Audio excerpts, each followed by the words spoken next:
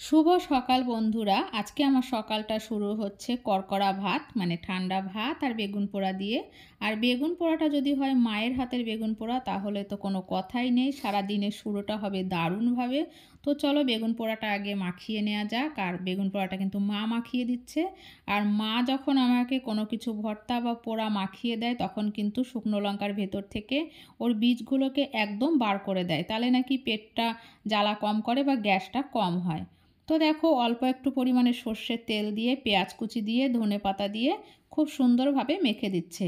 আগে যখন না কলেজে পড়তাম, আমাদের বাড়ি থেকে কলেজটা ছিল অনেক দূর, মানে আমার বাড়ি ছিল বাতকুলা থেকেও মানে স্টেশন থেকেও 8 কিলোমিটার ভেতরে, আর কলেজ ছিল রানাঘাট।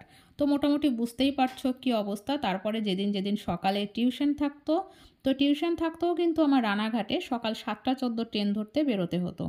আর সকাল 7টা 14 ট্রেন ধরা মানে আমাকে বাড়ি থেকে বেরোতে হতো 6টা 15-এর মধ্যে। তো ওই সকালে মা আর রান্না করে উঠে পারতো না, মাকে বলতাম কিছু একটা ভাজা পোড়া করে দাও, তাতেই আমার হয়ে যাবে। বাড়ি আসতে আসতে আমাদের বেজে যেত 4:30 থেকে 5টা।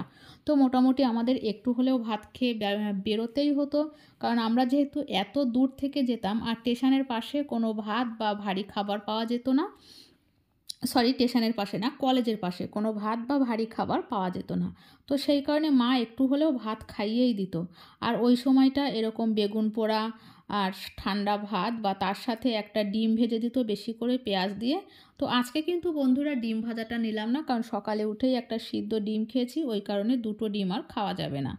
তো চলো, মায়ের হাতের বেগুন পোড়া ডিম না থাকলেও অমৃত, খেতে কিন্তু অসাধারণ হয়েছিল। তোমরা বাড়িতে এইভাবে ট্রাই করে দেখতে পারো, আর যদি সেটা হয় মায়ের হাতের তাহলে তো কোনো তুলনাই নেই। তো বন্ধুরা, ভিডিওটি ভালো লাগলে কিন্তু যাওয়ার আগে অবশ্যই সাবস্ক্রাইব করে যেও।